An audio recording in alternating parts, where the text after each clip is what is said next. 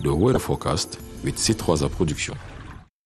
Good evening, ladies and gentlemen. Welcome to this new edition of the weather forecast. We all expect calm weather across the national territory, both tonight and in the morning. Though light rainfall is expected in the east, the center, and the south region of the country. We'll have a minimum temperature of 21 degrees in the Adamo region, 18 degrees in the west region, 20 degrees in the northwest region, and 23 degrees in the center and the east region, and 25 degrees in the littoral and part of the far north region. For details, ladies and gentlemen, let's go to the north region, where clear skies are not likely to dominate in the whole region this evening. It will be partially cloudy, and the same weather condition to prevail until the morning. We'll have a maximum temperature of 25 to 28 degrees. Next, we go to the southwest region, where precipitation are expected this evening in the whole region with thunderstorm. The same weather condition to prevail until the morning, except in Mount Fay. So I advise you to have your umbrella and cover yourself. Let's go to the south region, where showers are expected in the whole region this evening. The same weather condition to prevail until the morning, except in Ebolowa, where it will be cloudy. Ladies and gentlemen, I advise you to consult to know which cultivation is suitable in your area. Good night. God bless you. That was the weather forecast with C3 Production.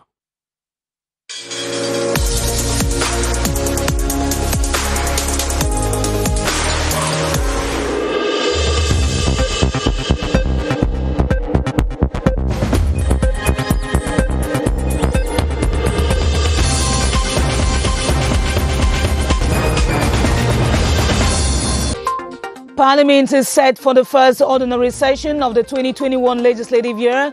The National Assembly and the Senate will elect a new permanent bureau and address pressing issues like COVID-19, security threats, and economic survival.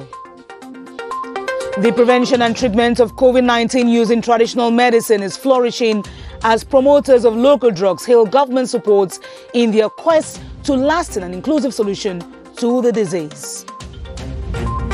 The multitude of cement production companies in Cameroon is incommensurate to the cost. The asking price remains unchanged due to the value of the raw material used to produce the mixture. Thanks for joining us. Those were the headlines of the 7:30 news.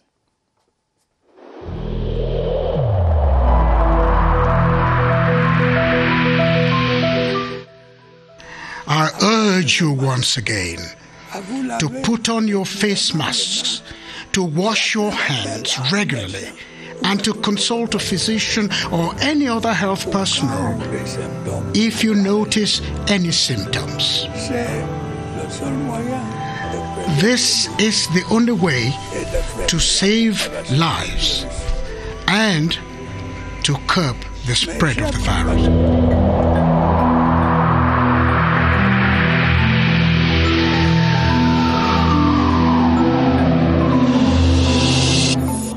Good evening. The first ordinary session of the 2021 legislative year at the Senate and the National Assembly opens tomorrow in Yaoundé. The session, which will see the election of a new permanent bureau of both institutions, is expected to hold under strict COVID-19 preventive measures. Video conferencing provisions have also been made during proceedings.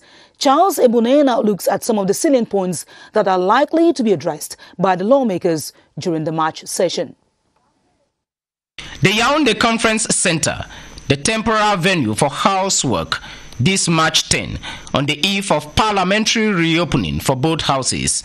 The anti-COVID-19 outlook is evident for a virus-free session. Our National Assembly will continue to find good solutions, not only to cure the pandemic, but also to prevent it. The 180 National Assembly elected parliamentarians, the 100 senators are already trooping in at the Parliamentarians Hotel and at the Monfebe Hotel, where some reside. We will work to modify our electoral system so as to make fair and free election in our country. The catering service is mobilized already, and technicians are busy with the final layout in the halls where deliberations will take place. One of the key features of the first session of the year will be the election of a new bureau for both houses. The thing that we will have new responsible in this bureau. The other issues will be security, especially in the northwest, southwest, and far north region of the country, but also the socio-economic development of the country through expected bills to be tabled by the government. Cameroon celebrates the Commonwealth Day with encouragements to promote Commonwealth values like peace and democracy for a better society. The Minister of External Relations, Mbila, chaired the event, which revolved around the theme, delivering a common future, connecting, innovating and transforming. Charles Ebune reports on the ceremony attended by high commissioners, ministers and parliamentary officials. At the main entrance of the information desk hall of the Ministry of External Relations today, you are welcome to buy a condolence book to express compassion with the passing away of Minister Adum Gargum, buried yesterday with a state funeral. Attendees of the Commonwealth Day, high commissioners, parliamentary officials and government members all signed the condolence book before the start of the official ceremony. All of this happens under the chairmanship of External Relations Minister Mbila as prizes are awarded to emerged victorious competitors of Commonwealth Day quizzes organized nationwide. The lone speech of the day is delivered by the Minister Delegate to the Minister of External Relations in charge of cooperation with the Commonwealth. Notwithstanding the current sanitary challenge, we forged on. We forged on in a spirit of resilience while complying with the national COVID response strategy. Throughout the event, attended by Commonwealth diplomats in Cameroon, an empty seat is reserved for the departed Minister Adum Gargum to illustrate the compassion of the Commonwealth family to the state of Cameroon following the death of one of its longest serving members of the foreign policy crew. In one of our headline stories, practitioners of traditional medicine in Cameroon are making tactical strides to prevent and to treat the coronavirus. They are joined by some religious communities who propose therapies that have proven effective. These promoters of local products applaud the support and encouragements they've received from the states. Mukwele Princeville Aduma presents the country's moral and material capacity to face the pandemic. In the face of the ravaging pandemic, the existence of a country with stacks of natural endowments cannot be threatened by a single virus. This product fight against all the signs and symptoms of COVID-19, where I even won a prize with the Journée de la Recherche Scientifique that took place in Yaoundé. And this when the second wave is compounded by the dilemma of either taking a vaccine or not. We are very happy that our President of the Republic has tell us that we can do a medicine traditional to help our population. And so I have done it. Cameroon's options are legion, and even when they appear conflicting, their convergence is on the possible effectiveness. First of all, I am a Bantu before being a Christian. And in our culture, we have a nature. In our nature, we have many plants which we can take and give us our life. I can tell you that I have treated more than 200 people. Since this coronavirus started, there were people who even called me. Some of my patients in France. Practitioners say encouragement from the state is a booster to keeping up the winning fight. The ministerial instruction relating to the compulsory screening for COVID-19 in all secondary schools is already being implemented in the South region. During the launch at the government bilingual high school Ebolova, the regional delegate for secondary education, Micheline Serge Mbita, reassured the learners and the instructors that those tested positive will be administered treatment immediately. Pontanos Lawang has details from the South. Government Bilingual High School Ebolova, it is 7:30 a.m. and everyone, student, teacher or administrative staff is obliged to go through a systematic test for COVID-19. This at a time when recent statistics suggest more than 100 cases in the school milieu in the South region. The initiative will be extended to all education institutions in the region. This testing is very important because we want to know what's going on in our health. Those who are positive will be taken care of immediately. Many students who had earlier been scared about the COVID-19 test have come to realize its importance and are encouraging their mates to get tested. This period like this is only this COVID that kill people, and I want to be safe. Apart from mere tests, secondary education officials in the South region are bent on ensuring the strict respect of anti-COVID-19 measures, especially the regular washing of hands, wearing of face masks, as well as social distancing, which they attest remains the surest way of barring the pandemic from the school, yet a major challenge for them. In other news, there is an array of cement brands and varieties in Cameroon, which should naturally lead to a reduction of the cost of a 50-kilogram bag of cement. To the astonishment of consumers, there is rather a fixed price for the mixture and sometimes an increase. What accounts for these disproportionate rates? Clarice Aritakan reports that it is partly due to the high cost of the raw material used. It is indispensable for most construction works, cement. In Cameroon, there are many brands and varieties to choose from. With local demand met, the commodity is exported to neighboring countries. There is Dangote, Robuste, Lyon, Medsem, Simaf. There is also Multix.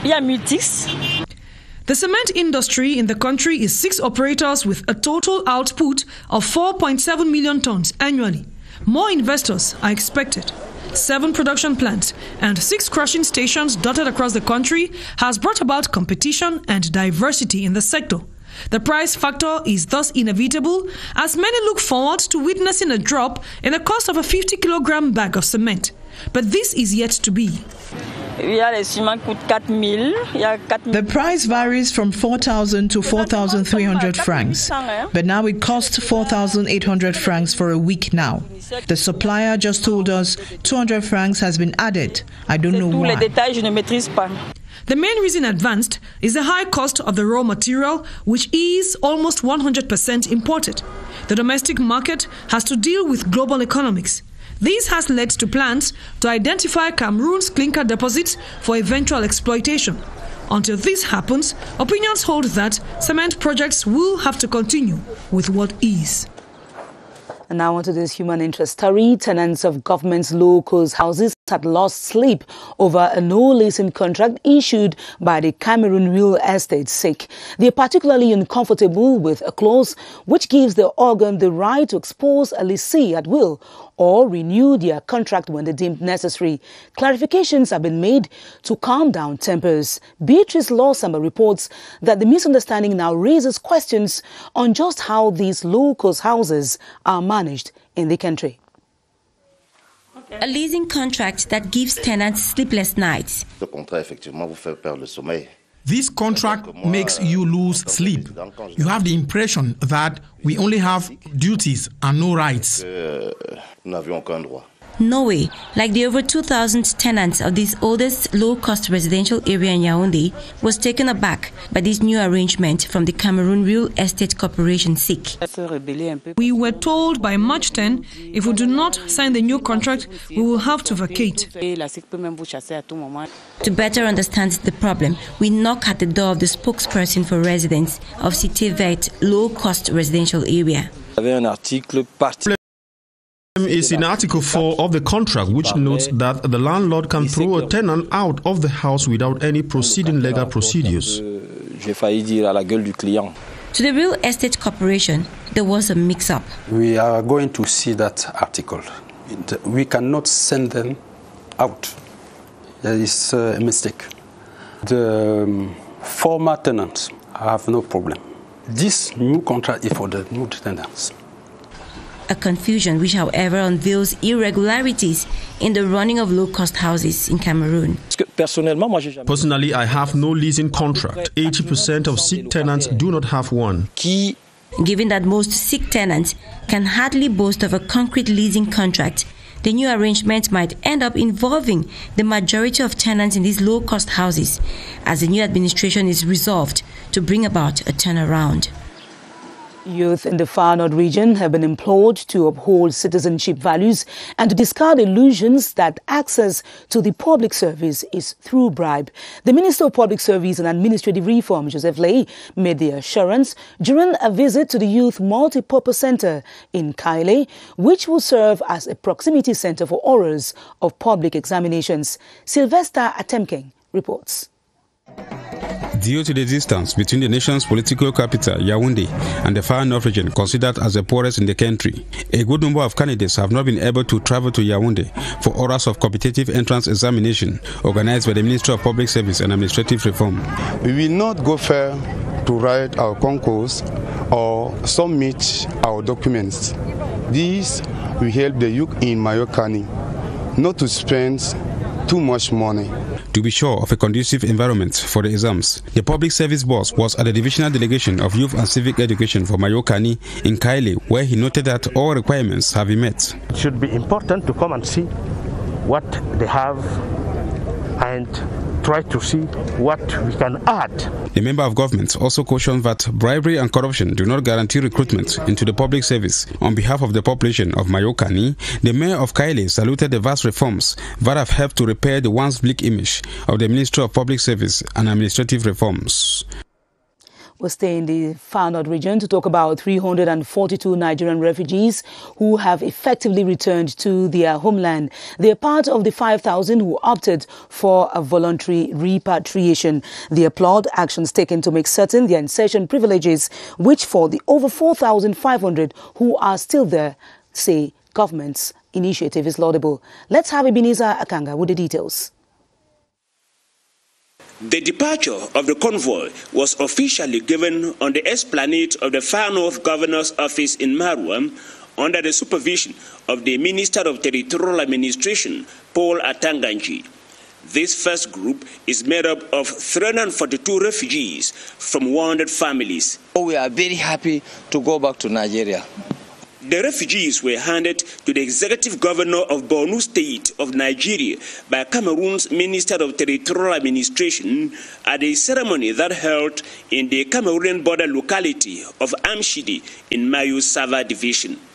The Minister of Territorial Administration also handed relief packages offered by President Paul Biya to the refugees to enable them to start life back home. President Paul Biya has instructed us to insist on the voluntary nature of the departure. All those who are going home have willfully accepted to go back to Nigeria, to go back to Borno State, because from every indication, things have come back to normalcy. The Executive Governor of Borno State expressed deep appreciation to President Paul Biya and the Cameroonian people for hosting the refugees for some 6 years. We are so much overwhelmed by the huge donation that we received from the government of Cameroon, specifically from President Paul Biya and his beloved wife. The repatriation process will continue till all the 5,000 refugees who have voluntarily decided to return to their country are taken back home. The government of Cameroon is working with the World Bank on a project geared towards identifying the causes of fragility, conflicts and poverty in the Northwest region. A brainstorming session to that effect has taken place in Bamenda with stakeholders who are to provide the World Bank with reports that will help in the project that seeks to provide assistance to countries at the risk of falling into conflicts. Eric Langmia Wolf reports from Bamenda. Participants are identifying the needs of the Northwest in the political, economic, social, security and environmental domains. The World Bank and the Ministry of Economy, Planning and Regional Development says the project is a kind of bottom-up inquiry. We are here today to know what is happening in this region, specifically that should be said by those living here on the ground who are in contact with the reality of this region. And from there, we are going to help the government to prepare the strategic note for the eligibility of Cameroon to the prevention and resilience allocation window of the World Bank. Proceedings were chaired by Northwest Governor Adolphe Lily Lafrique.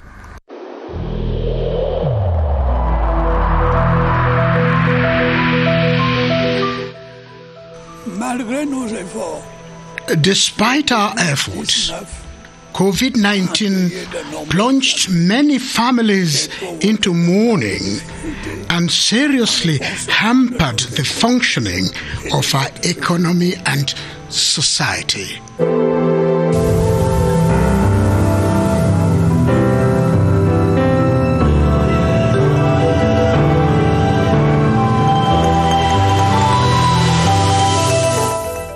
Tonight, we talk about COVID-19 and children. There has been heated debate on whether or not children can be infected with the deadly virus. Although data suggests that children under age of 18 represent about 8.5% of cases as compared to other groups, the coronavirus knows no limit. Baldwin Sama and his guest, Dr. Frank Amabo, confirmed these facts from the Public Health Emergency Operations Area. Hello, Baldwin.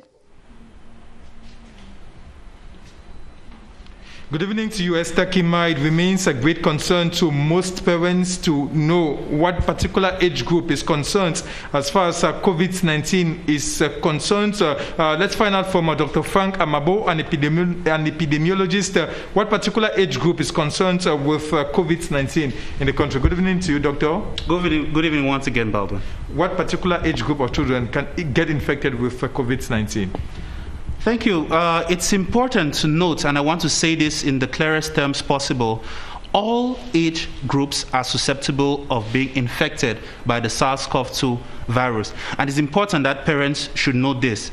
Current research certainly shows that persons that are aged over 60 and that have other diseases like diabetes and hypertension are at a higher risk of dying or of developing severe forms of the COVID-19 disease. That notwithstanding, all age groups, including children, can develop the disease, and it has been noted that when children develop severe forms of disease, the risk of dying is very, very high. So overall, it's important for parents and the community to know all groups, including children, can develop the disease. So it's important that the respect of the different measures to fight against COVID be done in children, adolescents, and adults alike, as everyone can develop the disease and can spread to another person. Thanks for that information, Dr. Frank Amabo. Parents should get reassured, and they must continue respecting these barrier measures alongside their children and rely on information made available by health professionals and not rely on information on social media. All age groups are concerned with the spread of COVID-19. We simply have to continue respecting the different barrier measures alongside our children. Back to you, Esther Kima. Thanks, Baldwin Sama, for that confirmation. Just anyone can get infected with the coronavirus. Governments of Cameroon and the World Bank are coming to the rescue of some 80,000 families nationwide who are feeling the shock of the coronavirus pandemic. The project, known as Safety Net, intends to assist each beneficiary with a sum of 180,000 CFA francs, which will help relaunch their economic activities. The team was recently in Jebale Island in Douala 4 subdivision to identify some of these beneficiaries. Alphonse Abongwa Acho has the details. Their precarious living conditions, the COVID-19 pandemic has dealt a big blow on their various means of survival. Government and the World Bank throw their safety net to reawaken these affected socio-economic activities across the 10 regional headquarters and Limbe. The team stopped over at the Jebale Island in Douala 4 to register 126 identified beneficiaries of the 180,000 francs. In total, 80,000 families are concerned, out of which 15,000 in the littoral region will benefit from the project that runs for 3 months. Beneficiaries already have a well-established idea of what they will do with the money once received. This money will help me to work on my plantation project. Officials of the Safety Net project say after this registration phase in Jebale, the money will be paid into the mobile money accounts of beneficiaries in 3 installments of 45,000 francs each for the first 2 and 90,000 francs for the last. In other news, a delegation from the Nigerian National Defense College has been to the National Communication Council to get the Cameroonian experience on the management of digital communication. The president of the council, Peter Isoka, reassured the delegation of 40 that digital literacy in defense is crucial in a context where traditional media trail digital platforms. Kaylee Dandyfon has the details. The delegation of the Nigerian National Defense College to Cameroon counts 9 military generals who are supervising over 30 of their peers on a field trip. We expect to look at the issues, the challenges, prospects, and come up with some strategies which our both countries can utilize towards realizing a more virile digital economy to progress our peace, prosperity. As the communication regulatory body, the National Communication Council has the delicate task of separating the safe from the dangerous. This dilemma between opportunities and threats, between the benefits and dangers of the digital society, underpins the interest and need of media literacy. The guest offered a gold coin and a book for economic development through the media, while the host gave the statuette of an indomitable lion, a symbol of friendship.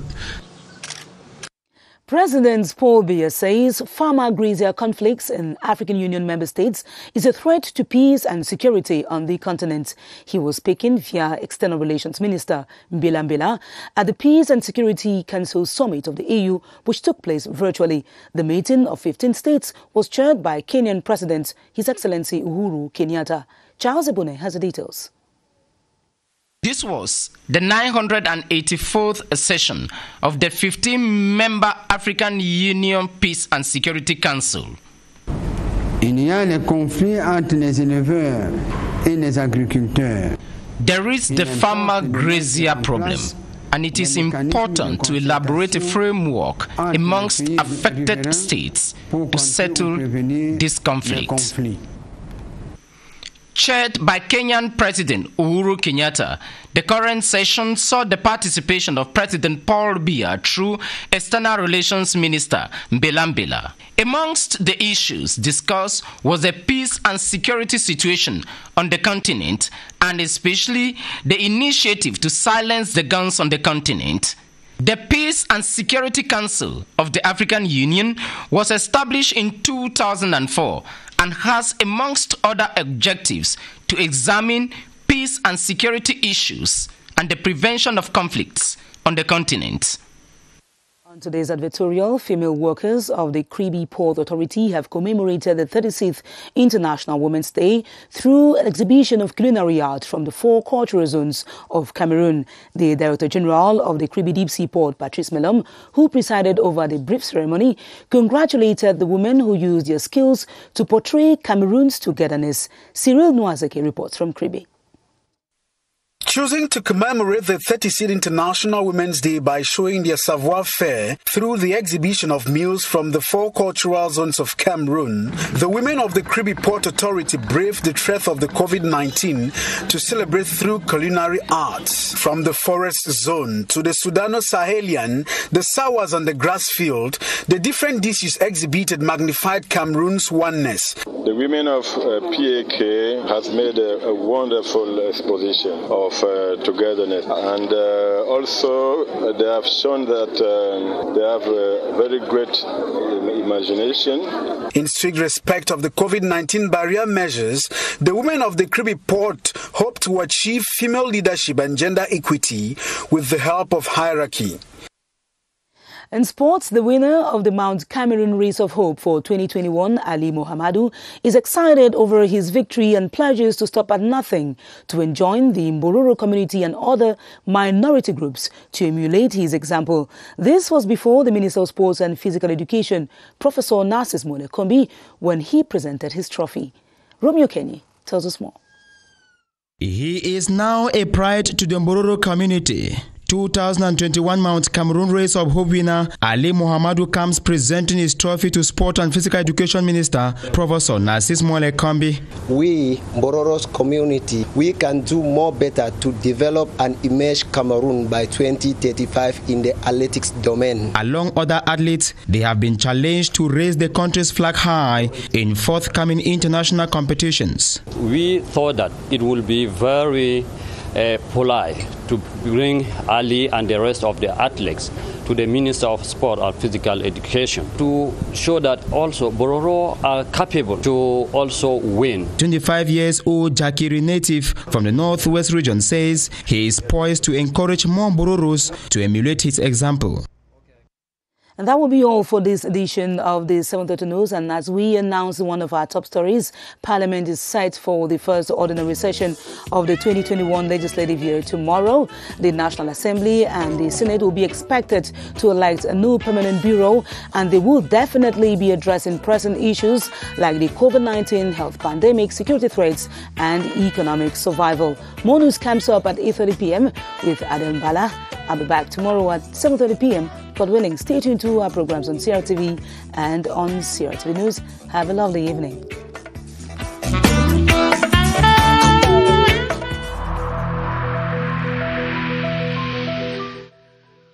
I urge you once again to put on your face masks, to wash your hands regularly, and to consult a physician or any other health personnel if you notice any symptoms. This is the only way to save lives and to curb the spread of the virus.